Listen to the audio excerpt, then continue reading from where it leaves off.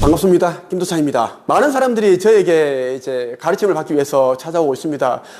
며칠 전에는 이제 미국 LA에 사시는 한 여자분이 마사지 하시는 분인데 저에게 이제 직접 국제 전화를 주셔가지고 카카오톡으로 소통을 했습니다. 지금은 저희 제자가 되었고 저에게 글쓰기 수업을 받고 있습니다. 지금 또 굉장한 내면의 변화를 경험하고 있어요. 이분도 이제 여러 이제 영적인 체험을 하신 분입니다. 방금 일본에서 계시는 분이 저에게 또 이제 카톡을 주셨어요. 카톡 주신 이 부분은 저는 카페에도 공개를 할 거예요. 많은 분들이 이제 해외에서 연락을 주시고 계십니다. 제 유튜브 영상을 보시는 분들이 이제 우리나라에만 있는 게 아니니까요. 결국은 사람들이 이제 우울하고 무기력하고 힘들고 이런 부분들을 저의 도움을 받아서 좀 뭔가 결핍을 채우기 위해서인데 저는 이 말씀 드리고 싶어요. 우리는 두 가지 결핍을 채워야 됩니다. 하나는 경제적 풍요를 만들어야 되고요. 물질적인 부분 말하는 겁니다. 또 하나는 이제 영적인 풍요를 만들어야 돼요. 돈도 잘 벌고 내가 가지고 있는 달란트를 가지고 돈을 잘 벌고 그리고 이제 나를 이 세상에 보내신 영혼의 아버지 그 창조주에 대해서도 우리가 제대로 알고 그리고 사후세계와 영생에 대해서 눈을 떠야 된다는 이야기입니다. 이 두 가지를 균형을 잘 맞춰야지 우리가 이제 정말 그 후회 없는 삶을 살 수 있다는 것입니다. 돈만 따라가게 되면 결국은 이 돈을 잃게 되고 영성만 따라가게 되면은 계속 기도만 하고 죽으면 좋은 데 갈 건데 돈 다 필요 없다. 이런 말도 안 되는 삶을 살게 됩니다. 그럼 결국은 이제 둘 다 우울증, 공황장애를 겪게 된다. 마음의 질병을 겪게 된다는 말씀을 드리고 싶고요. 자, 여러분들에게 예수 그리스도에 대한 이야기를 한번 드리고 싶어요. 예수 그리스도께서는 이제 다른 행성에서 외계 행성에서 오신 분입니다. 우리 이 지구라는 행성이 이제 인간들이 의식이 너무나 낮기 때문에 다른 행성들은 보통 이제 4차원, 5차원 이런 행성들이 대부분인데 우리 지구가 너무나 이제 낙후되어 있기 때문에 사람이 자꾸만 이제 이기적이고 싸우고 전쟁이 일어나고 질병이 생기고 평화롭지 못하고 이 부분을 이제 도움 주기 위해서 이제 다른 행성에서 파견되어 나온 그 선교사님이 이제 예수 그리스도 소도입니다. 예수 그리스도는 다른 외계 행성에서 우리 이 지구 행성으로 우리 의식 수준을 높여주기 위해 오신 선교사다. 그렇게 보시면 여러분들 좀 쉽게 이해하실 수 있을 것입니다. 예수께서는 이제 유대인이 가장 신성시했던 그 관습이죠. 그 관습의 틀을 다 깨트리신 분이 예수님입니다. 결국은 이제 관습을 깨트려야지 우리가 이제 의식에 눈을 뜨게 되고 영성에 눈을 뜨게 되고 머리 좋은 사람들이 만들어 놓은 그 대제사장들, 사제, 로마 교황 뭐 이런 거 휘둘리지 않고 새 뇌에서 벗어나서 창조주를 우리는 바라볼 수 있으니까요. 그럼 이제 자기 자신이 신성이라는 것을 알고 창조주와 나는 이제 떨어져 있는 존재가 아니고 원래 우리는 하나였고 가족이었다. 나의 영혼의 아버지는 나를 한 번도 버린 적이 없는데 자꾸 사람들은 아버지에게 버림받았다. 아버지 나 싫어하신다. 무섭다. 뭐 그렇게 생각한다라는 거예요. 그게 뭐냐면 종교 단체로부터 세뇌를 당했기 때문이다라는 것이고 예수께서는 이제 크게 성공하기 위해서는 진짜 제대로 된 삶을 살기 위해서는 가족을 떠나야 된다고 계속 이야기를 하셨어요. 그에 대한 이제 여러분들 성경 말씀을 좀 읽어드리겠습니다. 오늘 여러분들에게 이제 부모와 자식이 원수가 되는 이유 그리고 이제 자식조차 부모를 떠나는 그런 이제 자식을 둔 부모의 특징에 대해서 말씀드리고 있습니다. 여러분들이 예수께서 하셨던 그 말씀들을 제대로 여러분들이 알아서 텍스트에 담겨있는 그 뜻만 제대로 헤아려도 여러분들이 자식과 사이 안 좋아질 수가 없습니다. 무조건 그 가정에서도 구원을 받고 이 가정 구원을 받아야지 결국 우리가 이 삶이 자체가 세상 자체가 천국이 되는 거고 천국처럼 살다가 우리는 진짜 천국으로 가는 거거든요. 예수께서 하셨던 말씀을 여러분들에게 읽어 드릴게요. 성경 누가복음에 나오는 말씀이죠. 다른 사람에게 나를 따라오느라 하고 말씀하시자 그는 선생님 먼저 집에 가서 아버지 장례를 치르게 해주십시오 하고 청하였다. 예수께서는 죽은 자들의 장례는 죽은 자들에게 맡겨두고 너는 가서 하나님 나라의 소식을 전하여라 하셨다. 이 말씀이 뭐냐면 사람들이 또 이해를 잘 못하더라고요. 예수께서 이제 자기를 따라오라. 나와 함께 사람을 구하는 의식을 바꿔주는 내면 변화를 일으켜서 진짜 복음이 무엇인지 복음에 대한 그 이야기를 해주자라고 이제 해서 이제 날 따라오느라 했는데 예수의 말을 들은 이 사람은 아버지가 이제 돌아가셨나 봐요. 그래서 이제 아버지 장례를 치르고 따라가겠습니다 하는 거예요. 그렇게 예수께서는 정말 이분은 이제 최고의 이제 비유의 달인이시고 그 최고의 스승이시잖아요. 죽은 자들의 장면은 죽은 자들에게 맡겨라. 너는 하나님 나라의 복음을 전하라 얘기를 한 겁니다.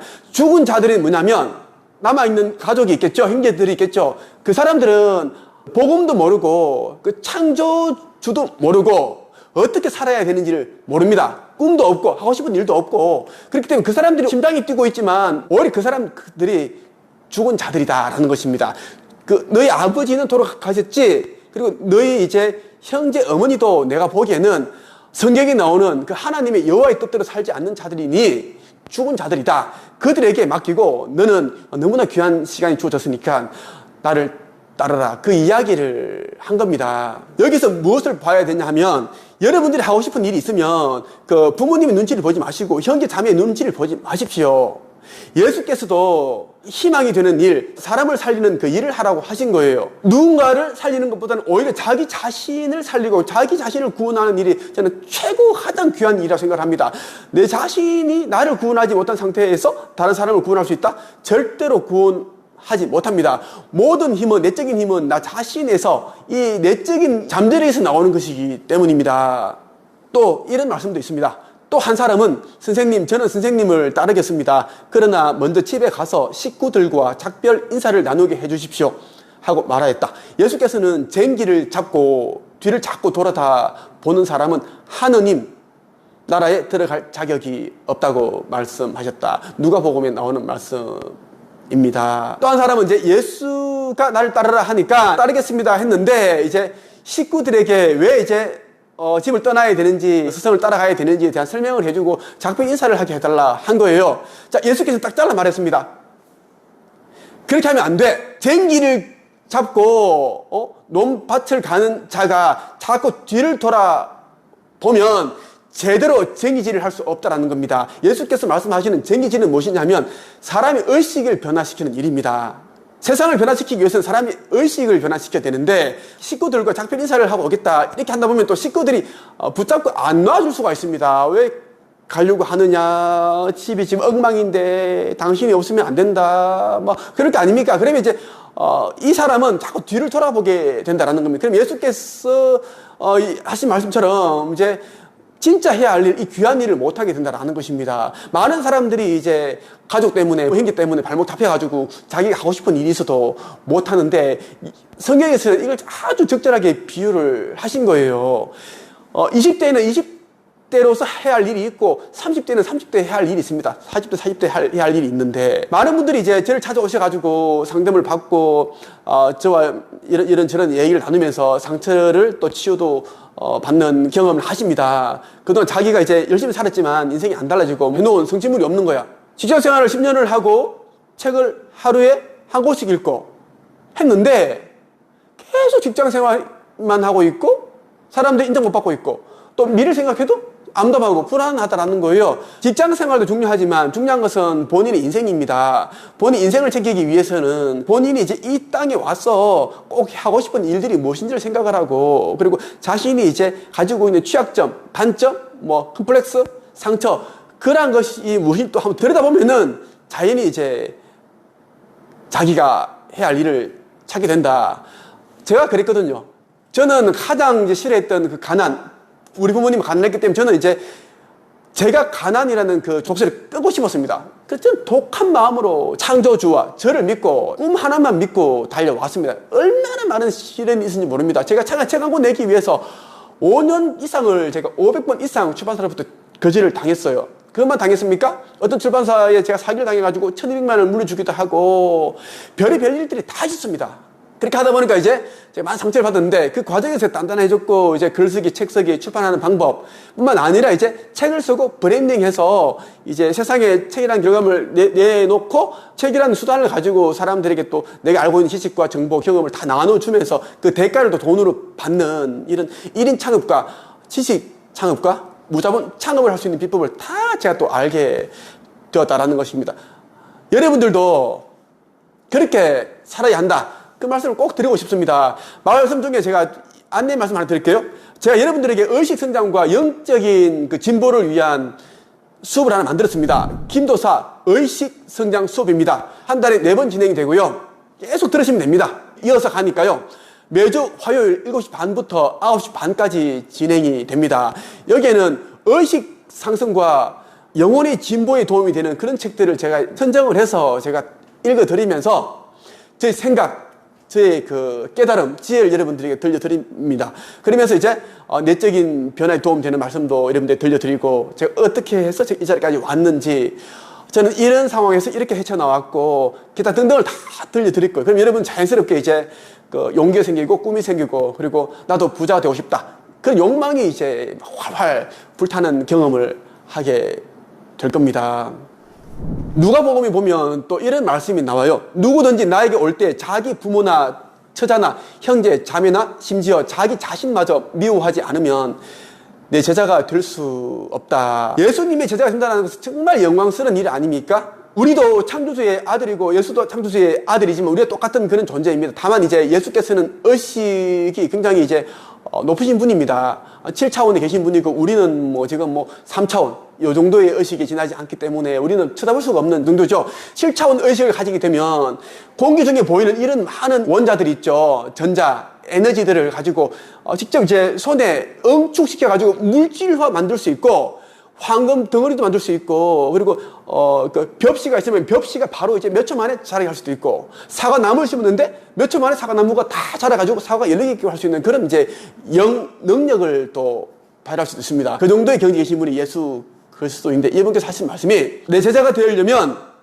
부모, 처자, 형제, 자매 다 버리고 와야 된다.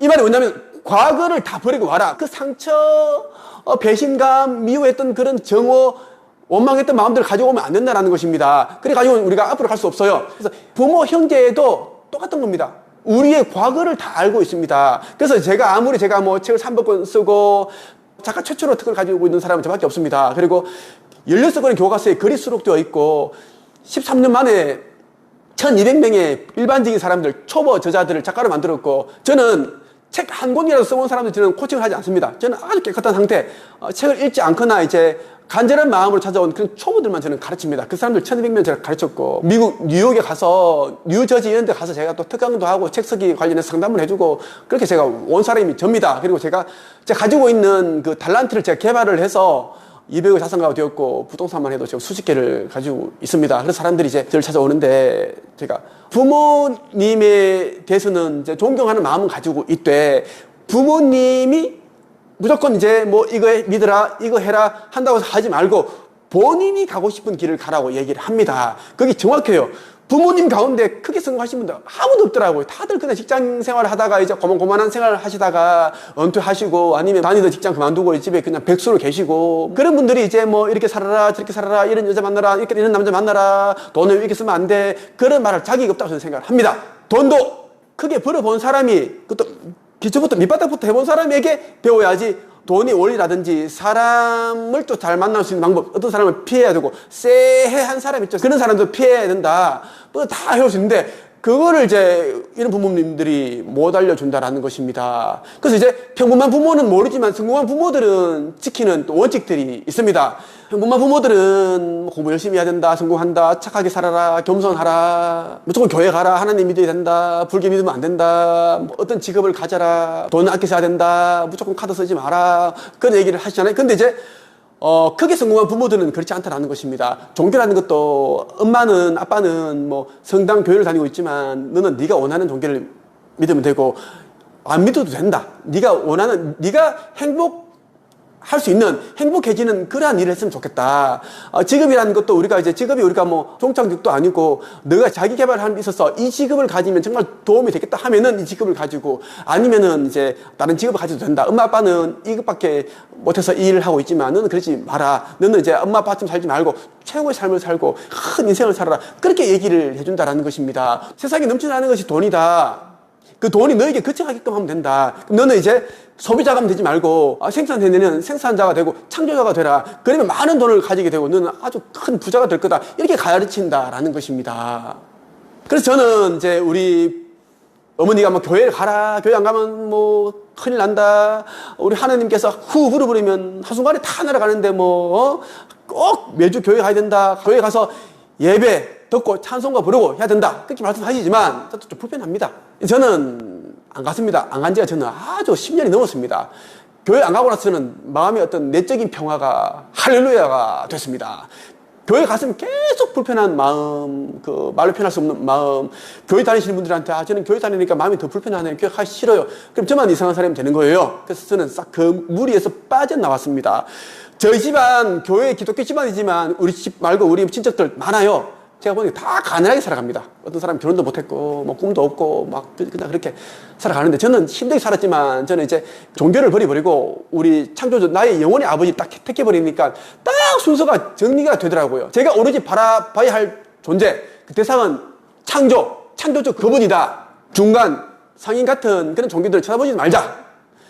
교회, 성당, 절, 더 많은데, 쳐다보지 말자. 왜? 그는 이제 중간 상인들이니까, 중간 상인들이 항상 이제, 중간에서 많이 남겨 먹습니다. 남겨 먹고 또 사기치고 양념치고 막 그러잖아요. MSG 막 넣고 그런단 말이에요.